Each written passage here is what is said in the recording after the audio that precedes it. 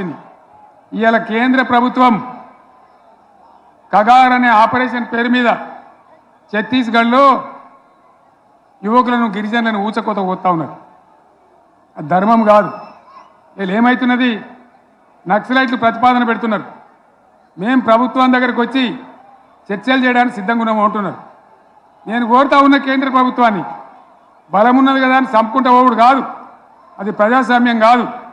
Operation Kagar వెంటనే ఆపేయండి. వాళ్ళని పిలిచి, ఆ నక్సలైట్లను పిలిచి డెమోక్రటిక్ స్పేస్ ఇచ్చి చర్చలు జరపండి. వాళ్ళు ఏం మాట్లాడతారో చూడండి. అది కూడా నల్లనా తెల్లనా దేశం ముందటికి రాని. కానీ అట్లా కాదు, మొత్తం ఏరి పారెత్తాం, కోసి పారెత్తాం, నరికి పారెత్తాం అంటే మిలిటరీ ఉన్నది మీ దగ్గర కొడతారు. కానీ ప్రజాస్వామ్యం అనిపించుకోదు. ఈ మాట ఢిల్లీకి ఉత్తరం పంపిద్దామా?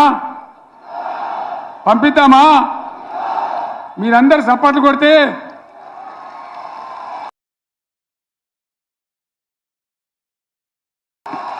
తీర్మానంగా భావించి దాన్ని కేంద్రానికి పంపిద్దాం.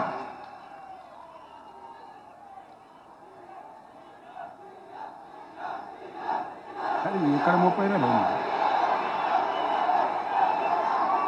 ఈ సందర్భం